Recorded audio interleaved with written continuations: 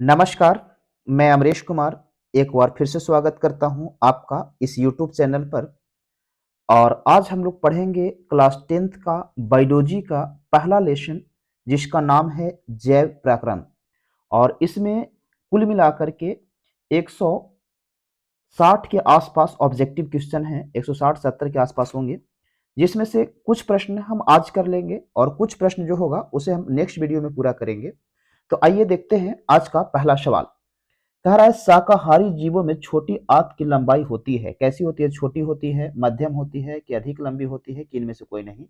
तो देखिएगा कि शाकाहारी जीव जो होते हैं उसमें छोटी आंत की लंबाई जो होती है वो ज्यादा लंबी होती है, क्या समझे? और मांसाहारी जीव अगर कहेगा मांसाहारी जीव, तो याद रखिएगा कि मांसाहारी जीव में आपका जो छोटी आंत की लंबाई होती है वो क्या होती है? छोटी होती है। तो आप याद रखिएगा शाकाहारी में लंबा और मांसाहारी में क्या होता है? छोटा होता है। अब कह रहा है कि छोटी आंत में पूर्ण रूप से पचा भोजन क्या कहलाता है? तो ये हो जाएगा चाइल्ड। क्या कहलाता है? चाइल्ड। छोटी आंत में पूर्ण रूप से जो पच जाता है भोजन उसको हम लोग चाइल्ड के नाम से जानते हैं।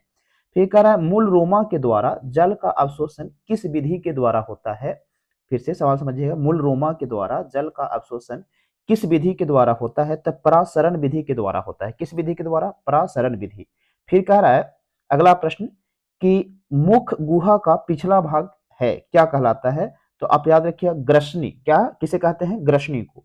फिर कह रहा है क्षुद्रांश में स्थित रसांकुर का क्या कार्य होता है? क्षुद्रांश का मतलब होता है छोटी आंत, ये चीज आप ध्यान रखिएगा। क्षुद्रांश को हम लोग छोटी आंत के नाम से भी जानते हैं। तो कह रहा है कि क्षुद्रांश या छोटी आंत में स्थित रसांकुर जो है उसका कार्य क्या है? तो उसका कार्य जो होता है वो याद रखिएगा वो होता है अवशोषण का सतही क्षेत्रफल बढ़ाना। क्या होता है? अवशोषण का सतही क्षेत्रफल बढ़ाना। फिर कह रहा है 1 जूल में कितने कैलोरी होता है?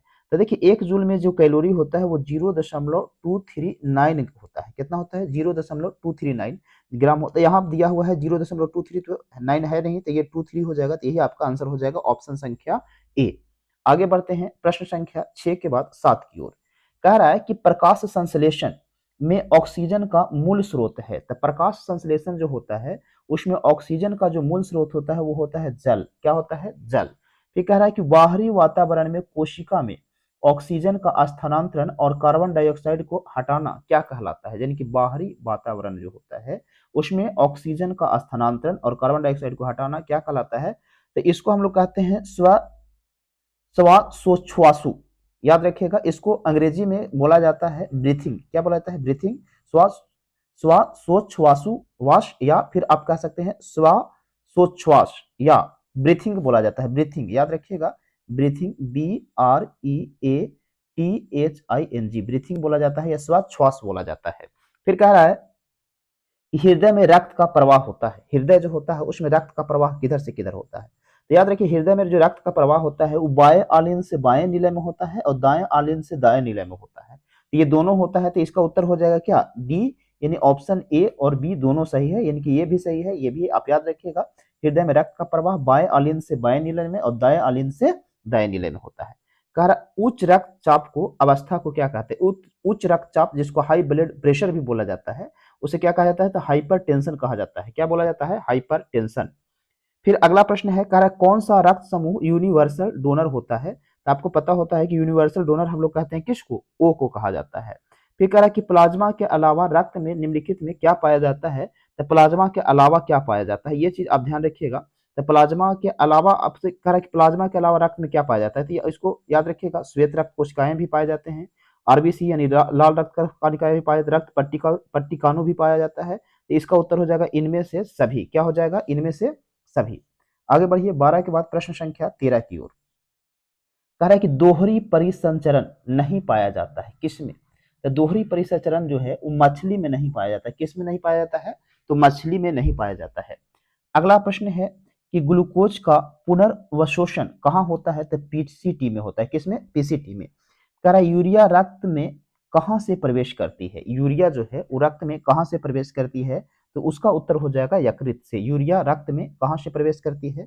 तो यकृत से। कह रहा है कि विभिन्न क्रियाओं के फलस्वरूप बने हानिकारक पदार्थों को शरीर से बाहर निकालने के तंत्र को क्या कहते हैं? विभिन्न क्रियाओं के फलस्वरूप बने हानिकारक पदार्थों को शरीर से बाहर निकालने के तंत्र को क्या कहते हैं? तो इसे बोला जाता है उत्सर्जन तंत्र। क्या बोला जाता है? उत्सर्जन तंत्र।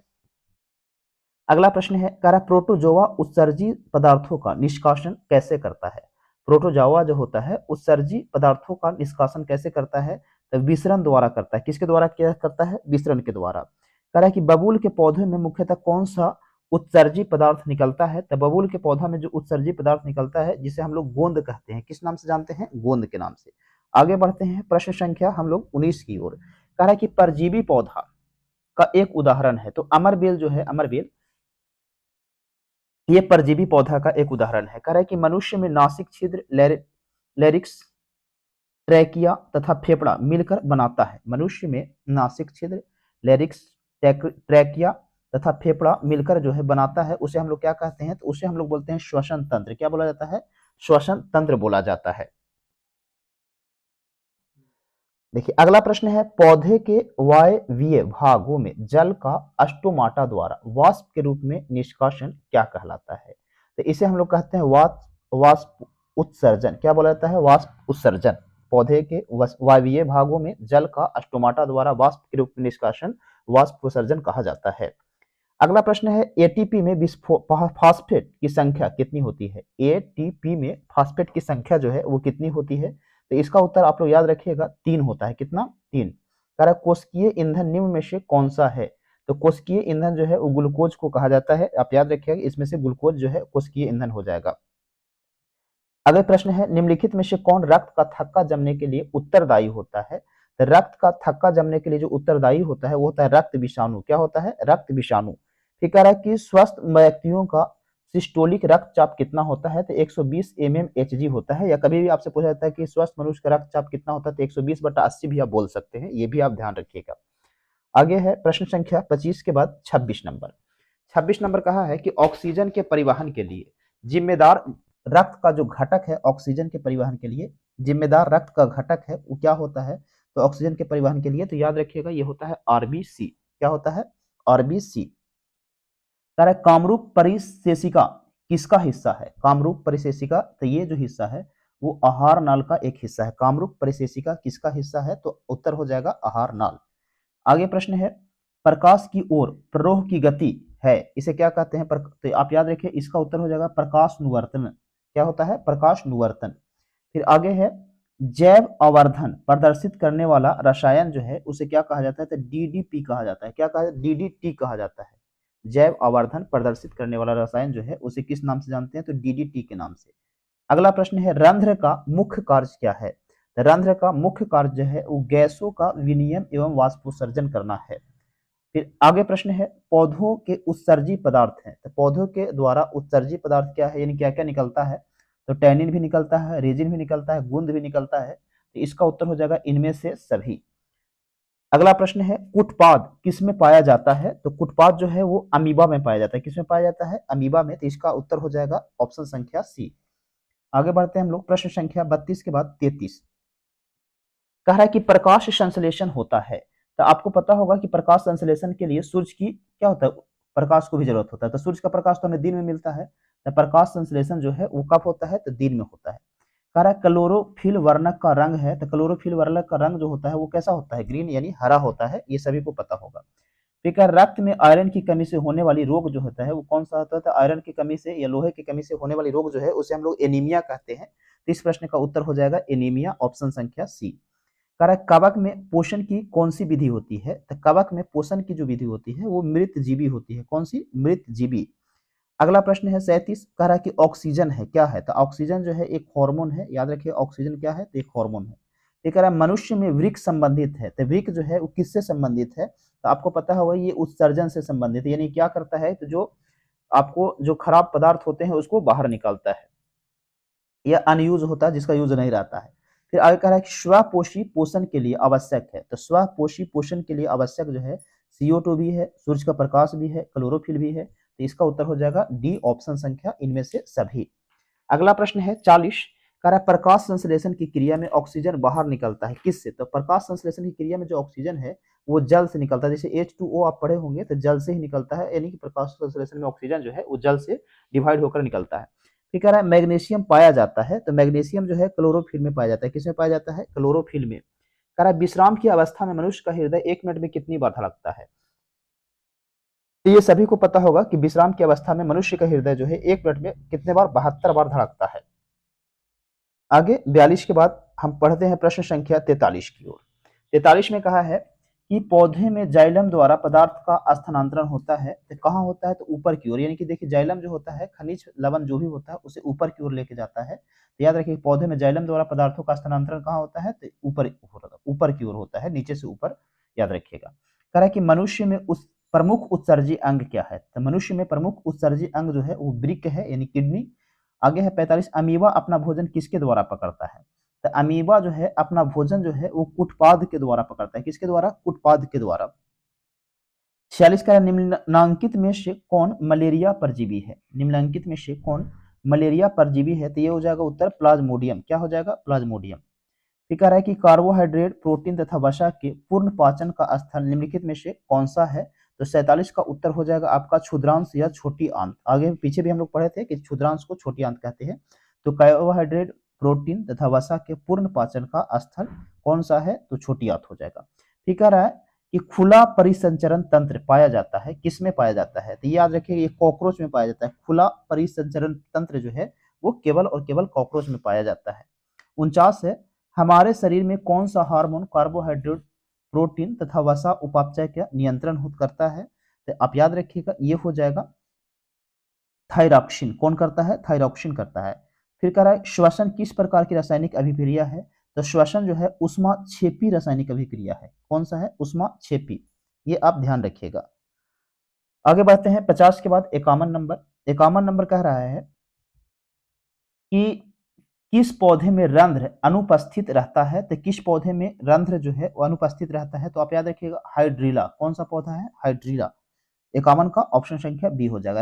रक्त में ऑक्सीजन का वाहक होता है, रक्त में ऑक्सीजन का वाहक होता है कौन, तो हीमोग्लोबिन। कौन होता है, हीमोग्लोबिन। आगे प्रश्न है, कह जीवन में एक महत्वपूर्ण विशेषता है, जीवन की एक महत्वपूर्ण विशेषता है, तो आपको पता होगा जितने भी सजीव चीज है वो हमेशा बढ़ते रहते हैं, तो इसका एक प्रमुख विशेषता है वृद्धि। 54 में कह रहा है कि मानव गुर्दे का आकार होता है, मानव गुर्दे का आकार जो है किस प्रकार का होता है, तो याद रखिए सेम के बीज के आकार का होता है। किसके, सेम के बीज के आकार का।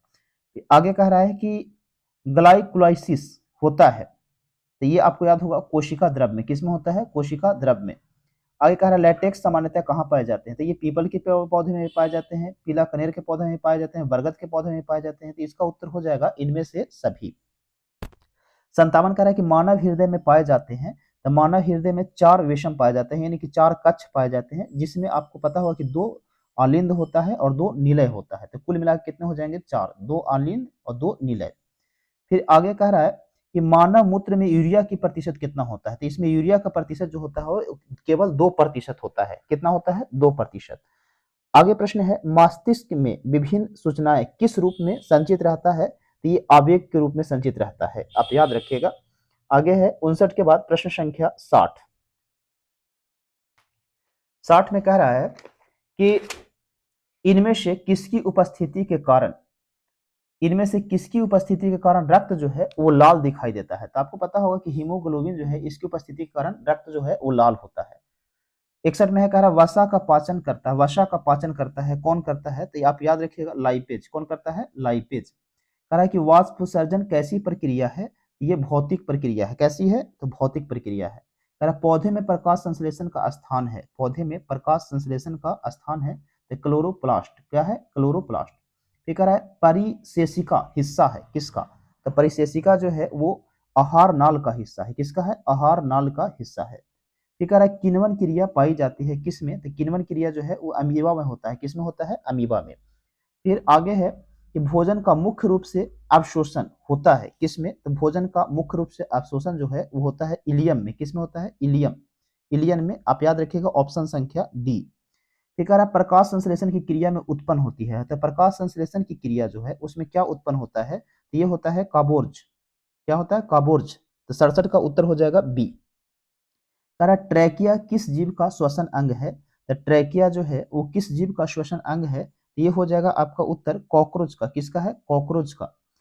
आगे है 69 में, सांस लेने और छोड़ने को क्या कहते हैं, सांस लेने और छोड़ने को श्वास श्वास कहा जाता है। क्या कहा जाता है, श्वासोच्छ्वास कहा जाता है। अगला प्रश्न है 69 के बाद 70 नंबर, कह रहा है पीतरस कहाँ से स्त्रावित होता है? तो ये सभी को पता होगा कि पीतरस जो है वो यकृत से स्त्रावित होता है। कहाँ से होता है? यकृत से। कह रहा है गॉड कोशिका की कौन सी भित्ति मोटी होती है? तो आप याद रखिए कि जो भीतरी भित्ति होती है ये आपका मोटी होती है। गॉड कोशिका की कौन सी भित्ति मोटी होती है? तो भीतरी। कह रहा है एक स्वस्थ मनुष्य के परकुंचन एक अनुवांशिक अनुशीथिलन दाब होता है, कितना होता है? तो ये अभी आप पीछे हम बताए थे आपको कि 120 बाई कितना होता है? 80 होता है। ये कह रहा है कि तंत्रिका तंतु की उपस्थिति किस प्राथमिक ऊतक द्वारा होता है? ये होता है एंडोडर्म। किसके द्वारा होता है? एंडोडर्म के द्वारा होता है। अगला प्रश्न है 74, कह रहा है कि मनुष्य में वृक्क एक तंत्र का भाग है जो संबंधित है, तो किससे संबंधित है? तो उत्सर्जन से। वृक्क जो है उत्सर्जन से संबंधित है। पीछे 2 बार आप और पढ़ चुके थे इसका। फिर आगे प्रश्न 75, कह रहा है पादप में जाइलम उत्तरदायी होता है। तो जाइलम जो है वो किसके लिए उत्तरदायी होता है? तो जल के वहन के लिए। और आप पढ़े थे कि फ्लोएम जो होता है वो क्या करता है? तो आपको खनिज पदार्थ को ऊपर लेके जाता है। तो जाइलम जल और पौधा जो फ्लोएम जो है वो फल या आप कह सकते हैं या खनिज पदार्थ कह सकते हैं। फिर अगला है 76, कह रहा है कि स्वपोषी पोषण के लिए आवश्यक है। तो स्वपोषी पोषण के लिए कार्बन डाइऑक्साइड भी उपस्थित है और आवश्यक है, जल भी आवश्यक है, क्लोरोफिल भी आवश्यक है, सूर्य का प्रकाश भी आवश्यक है। तो इसका उत्तर हो जाएगा उपरोक्त सभी। 77 कह रहा है कि पाइरूवेट के विखंडन से यह कार्बन डाइऑक्साइड जल तथा ऊर्जा देता है और यह क्रिया जो है वो क्या कहलाती है? तो यह कहाँ होती है? होती है किसमें? तो माइटोकॉन्ड्रिया में। किसमें होता है? माइटोकॉन्ड्रिया में। आगे बढ़ते हैं प्रश्न संख्या 77 के बाद 78। 78 में है, कह रहा है कि श्वापोषी होता है। तो श्वापोषी जो है वो हरे पौधे होते हैं। कौन किसमें होता है? हरे पौधे में। ठीक है, इनमें से कौन प्रकाश संश्लेषण के अंग है? तो प्रकाश संश्लेषण का अंग है पत्ती। फिर आगे कह रहा है कौन सी क्रिया सभी जीवों के लिए अनिवार्य है? तो कौन सी क्रिया? तो श्वसन जो है वो सभी जीवों के लिए अनिवार्य क्रिया है। कह रहा है कि मृत्युपजीवी का उदाहरण है तो गोबर छत्ता। अभी आपको गोबर छत्ता नहीं समझ में आ रहा होगा। तो कह रहा है कि मृतपजीवी का उदाहरण है गोबर छत्ता। इसे हम लोग कहते हैं मशरूम। क्या कहते हैं? तो मशरूम कहते हैं। तो आपसे पूछेगा कि मृतपजीवी का उदाहरण है तो मशरूम। आपका उत्तर हो जाएगा मशरूम या गोबर छत्ता भी इसे बोला जाता है गाँव में। फिर कह रहा है इष्ट किस वर्ग का एक कोशिकीय जीव है? तो इष्ट जो है वो किस वर्ग का एक कोशिकीय जीव है? तो कवक का। किसका है? कवक। कह रहा है दही के जमने में निम्नलिखित में से कौन सी क्रिया होती है? तो आपको पता होगा कि दही के जमने में किण्वन प्रक्रिया होती है। कौन सी क्रिया होती है? किण्वन। आगे है, कह रहा है कौन अंतःस्रावी और बाह्यस्रावी ग्रंथि जैसा कार्य नहीं करता है? तो आपका उत्तर हो जाएगा पीयूष ग्रंथि। कौन? पीयूष ग्रंथि। पीयूष ग्रंथि। आगे कह रहा है पादपों में पाया जाने वाला वृद्धि हार्मोन निम्न में से कौन सा है? कौन सा है? तो आपका उत्तर 85 का हो जाएगा जिब्रेलिन। क्या हो जाएगा? जिब्रेलिन। तो आज हम लोग यहीं तक रखते हैं। पूरा 85 तक हम लोग कर चुके हैं। इसमें कुल मिलाकर के 168 प्रश्न है। तो 168 में से आधा लगभग हम लोग कर चुके हैं और बाकी जो बचेगा शेष प्रश्न उसको हम नेक्स्ट वीडियो में करेंगे। तब तक आप इसका रिवीजन कीजिएगा। फिर मिलते हैं आपसे हम नेक्स्ट वीडियो में। धन्यवाद।